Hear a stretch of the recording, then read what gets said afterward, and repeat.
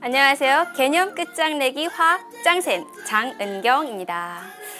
오늘은 우리가 그동안 열심히 공부한 1단원 분자 운동과 상태 변화 이 단원을 마무리하는 시간입니다.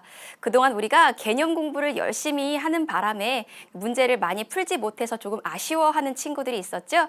그래서 그런 친구들을 위해서 오늘 마음껏 문제를 풀 수 있는 시간을 마련했어요. 그래서 이 시간을 통해서 여러분들의 실력이 어느 정도인지 점검해보는 그런 기회로 삼으셨으면 좋겠어요. 학교에서 보는 지필고사를 보는 것처럼 여러분 신중한 마음으로 문제 하나하나씩 선생님과 함께 꼼꼼하게 풀어보도록 하겠습니다. 오늘도 신나게 공부할 준비가 되셨습니까? 그렇다면 선생님과 같이 첫 번째 문제부터 차근차근 풀어보도록 할게요.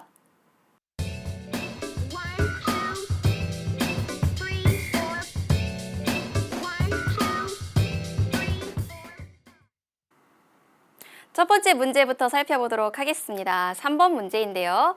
그림은 확산 현상을 모형으로 나타낸 것이다. 이 모형으로 설명할 수 있는 것만을 보기에서 있는 대로 고른 것은 이라고 되어 있네요. 그럼 이 모형을 좀 더 자세히 보도록 할게요.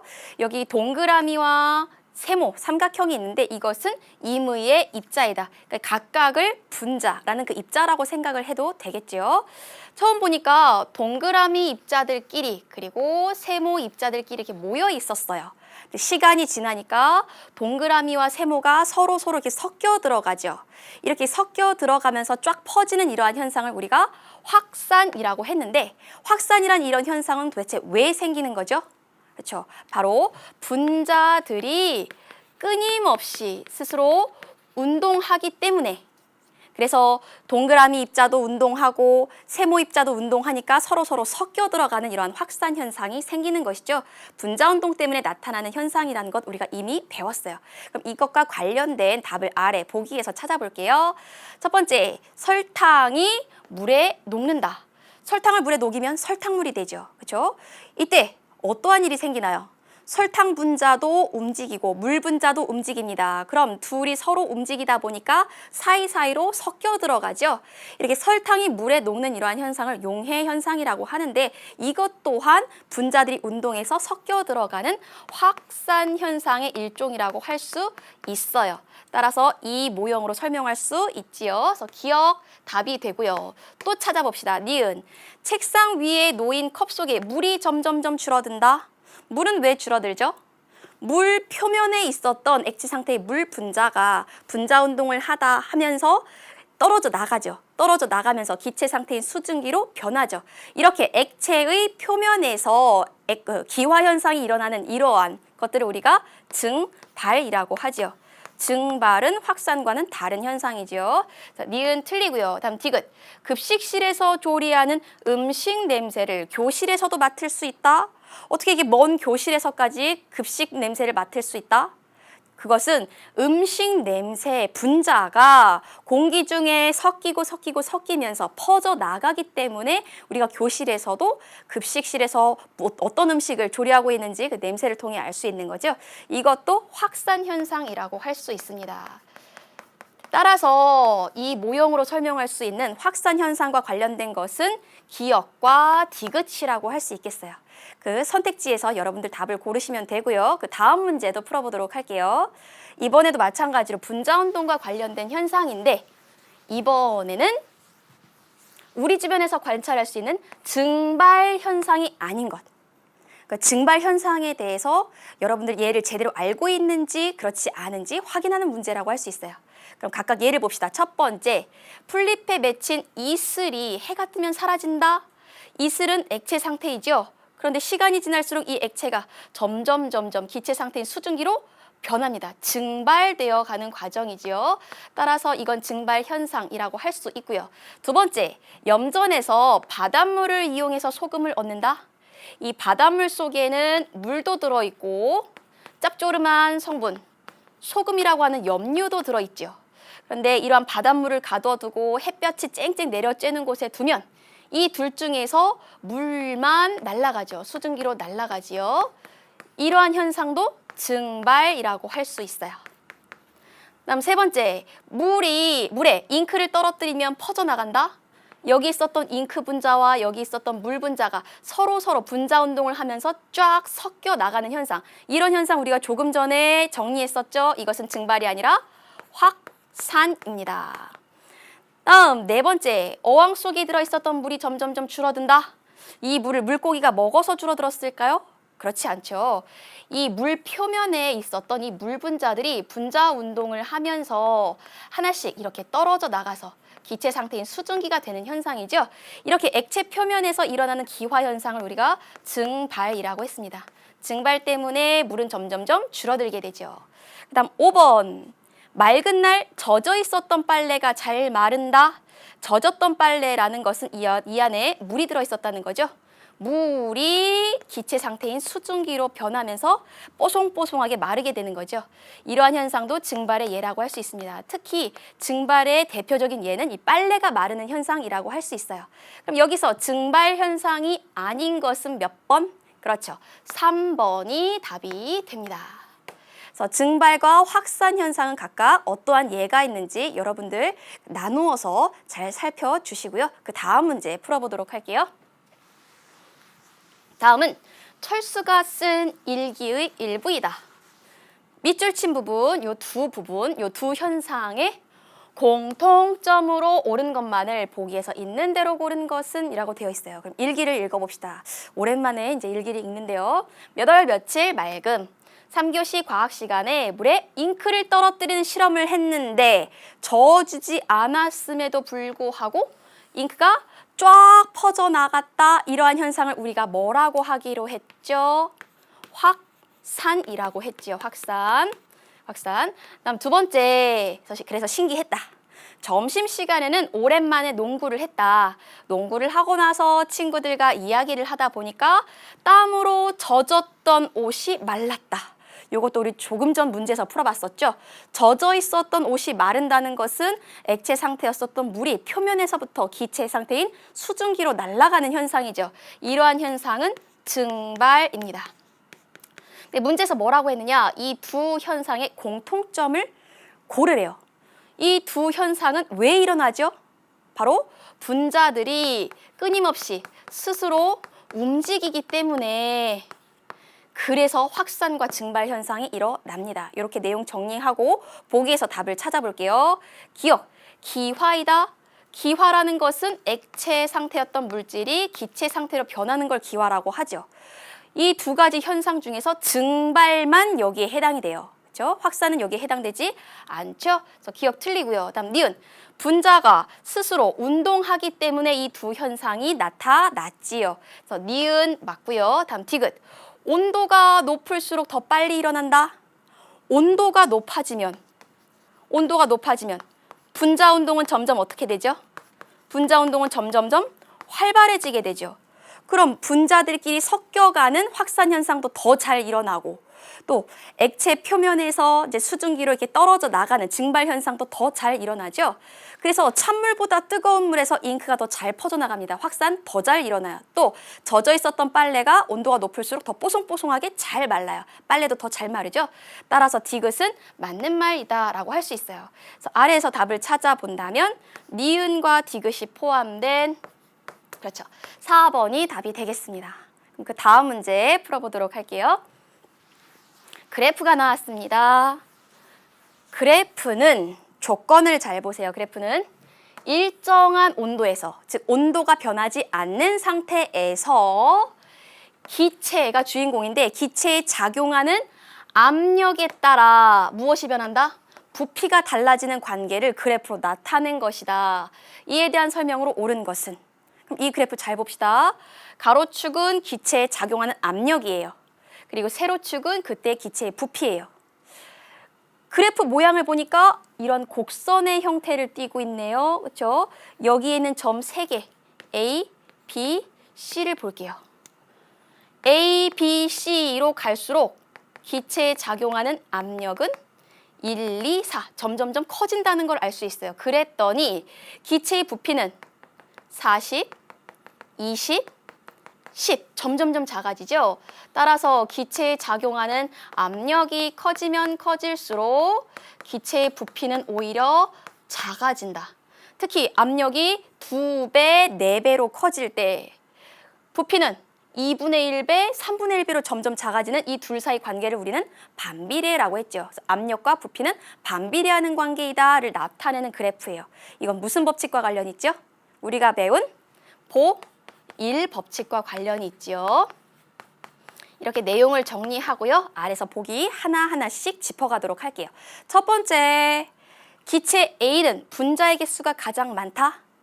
지금 여기에는 A, B, C는 모두 같은 곡선에 있는 점이에요. 그럼 같은 곡선에 있는 점은 무엇이 같으냐? 온도도 같고요. 기체 안에 들어있었던 분자의 개수도 같은 상태예요. 만약에 온도가 다르거나 기체의 그 분자의 개수가 다르다면 이 그래프를 벗어난 다른 점에 위치하게 됩니다. 따라서 1번 틀렸어요. A, B, C 모두 분자의 개수는 같습니다. 그래서 요거 틀렸고요. 다음 2번, 기체 B는 분자 사이의 거리가 가장 멀다. 분자 사이 거리는 무엇을 보면 알 수 있죠? 분자 사이가 거리 멀면 전체 부피도 커지게 되죠. 그러니까 전체 부피를 보면 알 수 있어요. 근데 B는 전체 부피가 20밖에 안 돼요. B보다 A가 부피가 더 크죠? 따라서 A가 분자 사이의 거리가 가장 멀다. 라고 기술하면 이제 맞는 설명이 되죠. 따라서 2번도 틀립니다. 다음 3번. 기체 C는 분자의 운동 속력이 가장 빠르다. 분자 운동 속력을 결정하는 요인은 바로 온도죠, 온도. 온도가 올라가면 그 속에 들어있는 분자는 점점 더 운동을 빨리 하게 되죠. 그런데 이 문제에서 일정한 온도에서 이런 실험을 했다고 했어요. 그러니까 보일 법칙은 온도가 일정한 상황에서만 성립하는 법칙이에요. 따라서 A든 B든 C든 온도는 모두 다 같다. 그렇다면 분자 운동 속력도 모두 다 같다가 되겠죠. 그래서 3번도 틀립니다. 다음 4번 볼게요. 기체의 부피는 기체에 작용하는 압력에 비례한다. 압력과 부피가 비례한다면 압력이 2배, 3배, 4배 커질 때 이것도 2배, 3배, 4배 커져야 돼요. 그런데 안 그렇죠. 여기서 압력이 2배, 4배로 커질 때 부피는 2분의 1배, 4분의 1배로 오히려 줄어들어요. 그래서 비례가 아니라 반비례로 고쳐야 되고요. 4번도 틀리네요. 그럼 정답이 5번이 될 것 같은데 5번 보기 볼게요. 기체에 작용하는 압력이 5기압일 때 이때의 부피가 얼마인가 계산을 해봐야 되는데 그때의 기체의 부피는 8ml인가? 정말 그런지 우리가 보일 법칙 그 관계식에서 대입을 해가지고 찾아낼 수 있어요. 그럼 보일의 법칙 그 관계식 우리 한번 떠올려 봅시다. 압력이 2배, 3배, 4배 커질 때 부피는 2분의 1배, 3분의 1배, 4분의 1배로 작아진다. 그래서 둘 사이 관계는 반비례한다라고 하는 게 보일의 법칙이죠. 그러면 압력이 2배, 3배 커질 때 부피가 2분의 1배, 3분의 1배로 작아진다면 압력과 부피를 곱한 값은 언제나 일정하겠죠.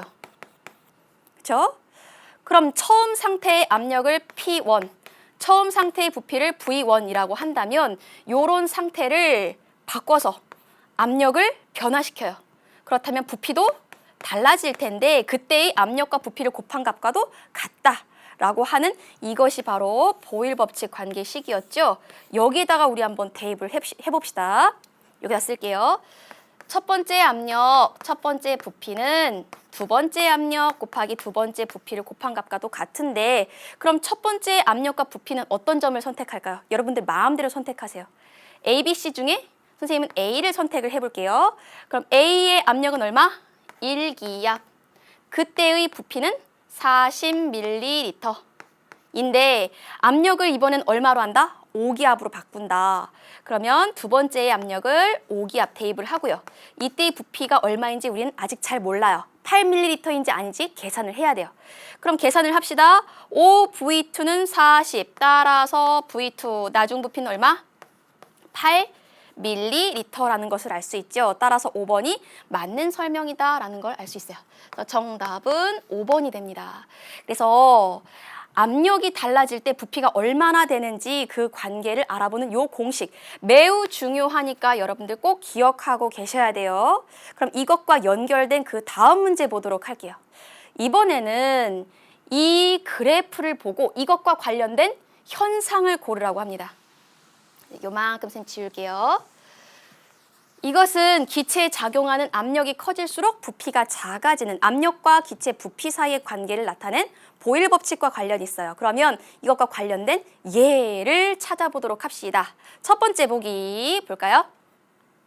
향수 냄새가 교실 전체에 퍼진다. 이러한 현상을 우리가 확산이라고 했죠. 확산은 보일 법칙과 관계가 없고요. 2번, 열기구에 열을 가하면 공중으로 떠오른다. 왜 떠오르죠? 열기구 속에는 공기가 들어있어요. 이것을 열을 가하면 그 공기의 온도가 올라가지요. 그럼 공기의 온도가 올라가면 그 공기는 팽창하는 성질이 있습니다. 즉 부피가 커집니다. 이거 무슨 법칙이죠? 샤를 법칙이죠. 그렇죠? 보일 법칙과는 관계가 없죠. 오히려 보일 법칙은 온도가 일정한 상태에서 압력을 변화시켰을 때 부피가 어떻게 달라지는지를 본 거예요. 온도는 변화시키지 않았어요. 그래서 이건 샤를 법칙과 관련되어 있고 이렇게 공기가 따뜻해지면 부피가 커지니까 가벼워지죠. 그래서 위로 떠오릅니다. 이것은 샤를 법칙과 관련됐고요. 세 번째, 풍선을 액체 질소에 집어넣으면 풍선이 작아진다. 풍선 속에도 기체, 공기가 들어있을 거예요. 그런데 이것을 마이너스 196도 정도나 되는 굉장히 낮은 온도의 액체 질소에 집어넣으면 풍선 속에 들어있는 기체들의 온도가 내려가겠죠. 그러면 풍선의 부피는 점점점 작아집니다. 그래서 풍선이 이렇게 쪼그라드는 현상이 생기는데 이것 또한 온도에 따라서 기체의 부피가 달라지는 샤를 법칙과 관련이 있죠. 그래서 3번도 틀리고요. 4번 볼게요. 물속에서 발생한 기포가 이제 공기방울이죠. 기체가 수면에 가까울수록 커진다? 왜 그럴까요? 물속에 있을 때에는 굉장히 두꺼운 물층이 누르기 때문에 그 압력에 의해서 기포가 작았어요. 그런데 이것이 위로 떠오르면 떠오를수록 물의 두께가, 누르는 물의 두께가 점점 줄어들죠. 따라서 이 기체 덩어리가 받는 압력이 작아진다. 압력이 작아지면 부피가 커지는 이러한 관계, 바로 보일 법칙과 관련이 있지요. 따라서 4번이 답이 되고요. 5번도 볼게요. 뜨거운 물에 녹차 티백을 넣어놨더니 녹차의 색이 우러난다? 이건 어떤 현상? 녹차 분자들이 물과 섞여 들어가는 현상, 확산과 관련된 현상이에요. 따라서 보일 법칙과는 관련 없습니다. 그래서 보일 법칙과 관련된 현상은 4번에 해당합니다. 그럼 그 다음 문제도 풀어보도록 할게요. 그림은 주사기 안에 고무풍선을 넣고 피스톤을 쫙 당기는 모습이다. 이때 고무풍선 속, 이 속에 들어있는 공기의 변화, 이 속에 들어있는 공기의 변화에 대한 설명으로 옳은 것은? 그럼 이 실험 상황 다시 볼게요. 주사기 안에 풍선이 들어있고 이 주사기에 피스톤을 쫙 당겼어요. 그럼 이 주사기 안에 풍선의 입장에서 봤을 때는 주변의 압력이 점점점 어떻게 되죠? 쫙 당기면 풍선 바깥의 주변의 압력은 점점점 작아집니다. 그래서 외부 압력이라 할 수 있겠죠. 풍선 바깥의 압력이니까. 그럼 외부 압력이 점점점 작아지면 풍선 부피는 어떻게 돼요? 바깥에서 누르는 힘이 작아지면 안에서 밀치는 힘이 상대적으로 더 크니까 부피가 팽창합니다. 언제까지? 바깥과 압력이 같아질 때까지. 이렇게 되죠. 결국 압력이 작아지기 때문에 부피가 커집니다. 이것도 조금 전에 우리가 공부한 보일 법칙과 관련이 있는 거죠. 이렇게 실험 상황 정리했으니까 아래서 답을 찾아볼게요. 첫 번째, 분자의 수가 증가한다? 이 실험을 하는 동안 분자의 수는 변하지 않아요. 왜? 이 안에 들어있는 기체는 밖으로 나갈 수도 없고 밖에 있는 기체는 다시 안으로 들어갈 수 없도록 풍선을 이렇게 막아놨죠. 묶어놨죠. 따라서 분자 수는 변함이 없습니다. 일정하다라고 고쳐야 되고요. 그다음 2번, 공기의 압력이 증가한다. 이 안에 들어있는 공기의 압력은 어떻게 되는지 생각을 해봅시다. 지금 피스톤을 밖으로 쫙 당기면 이 풍선 바깥의 압력이 낮아지는 거예요. 그럼 부피가 커지죠. 부피가 커진다는 것은 이 속에 들어있는 분자의 개수도 그대로이고 온도도 일정하니까 분자들이 운동하는 속력도 그대로인데 움직일 수 있는 공간이 커지는 거예요. 그럼 움직일 수 있는 공간이 커지면 이 속에 들어있는 기체들이 활동할 수 있는 공간이 많아지니까 벽과 충돌하는 횟수는 오히려 줄어들게 되겠죠. 벽과 충돌하는 횟수가 줄어든다는 것은 그렇죠. 내부 압력이 이 풍선 속에 들어있는 압력이 기체의 압력이 작아진다는 겁니다. 얼만큼? 바깥에서 압력이 작아진 만큼 작아지게 되는 거죠. 따라서 이 안에 들어있는 공기의 압력은 증가한다가 아니라 감소한다로 바꿔야겠고요. 4번, 분자의 크기가 증가한다.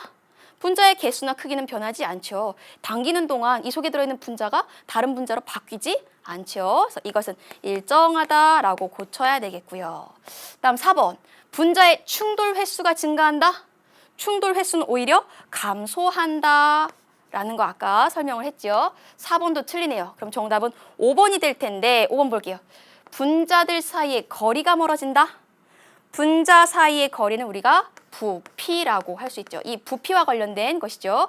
부피가 늘어나니까 분자 사이 거리는 멀어진다 라고 할 수가 있습니다. 이렇게 보일 법칙을 분자 수준에서 살펴본 문제도 풀어봤고요. 그럼 그 다음 문제도 풀어볼게요. 그림은 주사기의 피스톤을 누르기 전과 누른 후의 모습을 나타낸 것이다. 주사기 속에 들어있는 이 기체에서 일어나는 변화에 대한 설명을 옳은 것만 모두 골라라 라고 되어 있네요.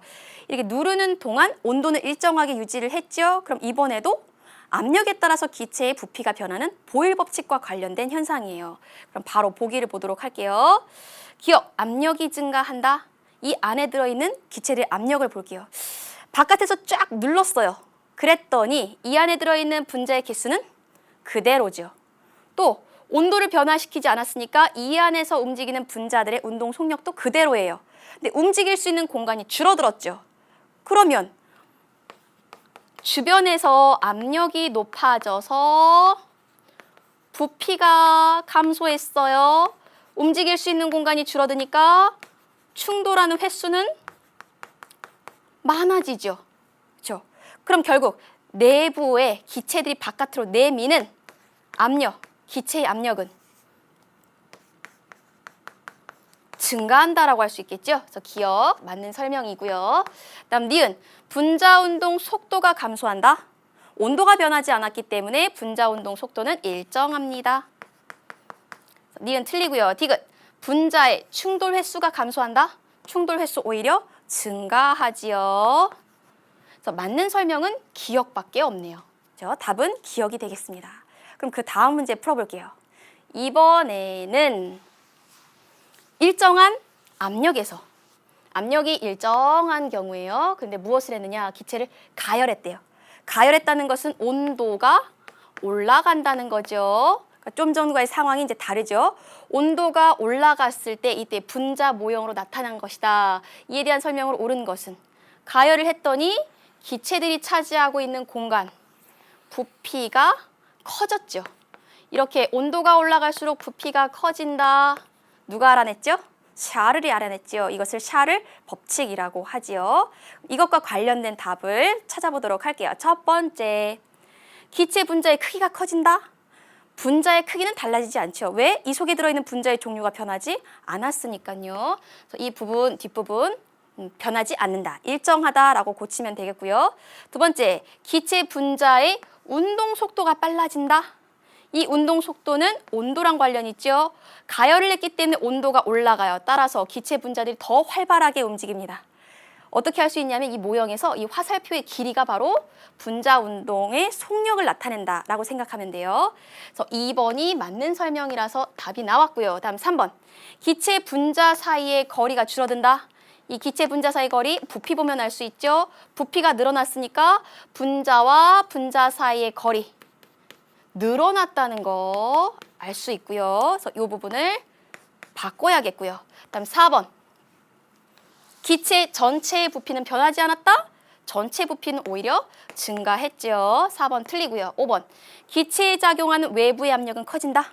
외부의 압력을 알 수 있는 방법 있나요? 네, 방법이 있습니다. 압력이라고 하는 것은 그 단면적에 작용하는, 수직으로 작용하는 힘의 크기죠. 지금 기체를 누르는 이 단면적이 이만큼이에요. 얘도 단면적이 이만큼이에요. 단면적 똑같죠? 다음 이 위에 올려진 추도 개수가 똑같아요. 뿐만 아니라 같은 장소에서 실험을 했기 때문에 대기가 누르는 압력, 대기압도 같을 거예요. 따라서 이때나 기체가 받는 외부의 압력은 같다, 일정하다라고 고쳐야 되겠습니다. 따라서 정답은 2번이 되겠어요. 그럼 그 다음 문제 풀어보도록 할게요. 이번에도 일정한 압력에서 온도를 조절하네요. 그랬더니 기체의 부피가 달라진다. 샤를 법칙을 이제 나타낸 그래프예요. 여기에서 가에 들어갈 부피 그리고 나에 들어갈 온도를 각각 구하라고 되어 있어요. 그럼 우리가 온도가 달라지면 기체의 부피도 이제 달라지는데 이 샤를 법칙 공식을 활용해서 이 문제를 풀어야 돼요. 그럼 샤를 법칙이 무엇인지 다시 한번 꼼꼼하게 생각을 해볼게요. 온도가 올라가면 기체의 부피가 커지죠. 그렇죠? 네, 이 샤르라는 사람이 기체의 부피가 얼마나 커지는지 정량적으로 실험을 해봤더니 온도가 T만큼 올라갔을 때의 부피를 VT라고 하고 0도씨일 때의 부피를 V0라고 한다면 0도씨일 때보다 온도가 T만큼 올라갔을 때는 부피가 더 크겠죠. 이게 더 부피가 크겠죠. 그렇죠? 그래서 이것을 등식으로 맞추려면 0도씨 부피에다가 증가한 부피, 이걸 델타 V라고 한다면 이것을 더한 만큼 이제 부피가 커진다. 그런데 이걸 다시 한번 쓸게요. 온도가 T만큼 올라갔을 때 부피는 0도씨 부피에다 증가한 부피를 더하면 되는데 얼마나 증가하는지 봤더니 온도가 1도 올라갈 때마다 0도씨일 때의 부피를 기준으로 273분의 1배만큼 더 늘어나더라. 그렇다면 온도가 0에서 T만큼, T도씨만큼 올라간다면 얼만큼 더 증가한다? 0도씨 부피를 기준으로 273분의 온도가 올라간 만큼 T도씨만큼 더 증가하더라. 이것이 바로 샤를 법칙 관계식이죠. 여기에 우리가 이제 궁금한 값을 대입을 하면 돼요. 우리가 궁금한 것은 온도가 0에서 273만큼 올라갔을 때 이때의 부피, 가가 궁금한 거예요. 그럼 이때의 가는 T도씨 온도가 올라갔을 때의 부피, 0도씨일 때의 부피, 온도 변화, 이 미지수 3개 중에 어떤 것에 해당한다? 바로 여기에 해당하죠. 그렇죠? 바로 대입합시다. 온도가 273만큼 올라갔을 때의 부피, 가는 0도씨일 때의 부피가 얼마인가요? 0도씨일 때의 부피? 50이죠. 50 더하기 또 0도씨 부피 또 한 번 나오네요. 50 곱하기 273분의 T는 0도에서부터 얼만큼 온도가 올라갔느냐. 0도에서 273도만큼 273이 증가했죠. 273을 대입합니다. 그럼 약분되죠. 273, 273 약분되면 1. 1 곱하기 50은 50 더하기 50은 100. 따라서 가는 100. 단위는 부피의 단위 밀리리터가 됩니다. 그래서 가 구했고요. 이번엔 나를 구해봅시다. 이 그래프에서 온도가 점점 낮아질수록 기체의 부피는 줄어들죠. 그래프 따라갑니다. 온도가 내려갈수록 부피도 줄어드는데 쭉쭉쭉쭉 가다가 나점은요. 부피가, 기체의 부피가 이론적으로 0이 되는 순간의 온도예요. 이때의 온도를 섭씨 온도 단위로 바꾼다면 몇 도? 마이너스 273도씨가 되겠죠. 절대 온도로 바꾸면 0 켈빈이 됩니다. 이렇게 해서 가와 나 모두 구했습니다. 그럼 다음 문제 풀어보도록 할게요. 이번에는 기체의 부피가 증가하는 원인이 나머지 넷과 다른 것은 기체의 부피를 증가시킬 수 있는 방법은 압력을 작게 하거나 또는 온도를 높이면 되죠. 그럼 두 가지 원인 중에 어떤 것에 해당하는지 각각 짚어가도록 할게요. 첫 번째, 높은 곳에서 귀가 먹먹해진다. 왜 그렇죠? 높이 올라갈수록 주변의 압력이 작아지죠. 주변의 압력이 작아지니까 귀 속에 들어있었던 공기가 팽창을 하게 되죠. 그래서 고막에 힘을 가하게 됩니다. 그래서 귀가 먹먹해지게 되는 거죠. 압력 때문에 부피가 커지는 거예요. 다음 두 번째, 풍선이 하늘 높이 올라갈수록 커진다. 이것도 마찬가지죠. 풍선이 하늘 높이 올라가면 풍선 주변의 압력이 점점 작아져요. 그래서 부피가 커지는 거죠. 위와 같은 상황이고요. 다음 세 번째, 높은 산에서 과자 봉지가 부풀어 오른다. 이것도 마찬가지죠. 높은 산으로 올라갈수록 과자 봉지 주변의 압력이 작아지니까 그래서 부피가 커지는 거죠. 그다음 네 번째, 포개진 컵에 따뜻한 물을 부었더니 컵이 쉽게 빠진다. 두 컵이 포개져 있으면 그 컵과 컵 사이에 공기층이 있을 거예요. 여기에 뜨거운 물을 부으면 그 기체의 무엇이? 온도가 올라가죠. 온도가 올라가서 부피가 커지게 되는 거죠.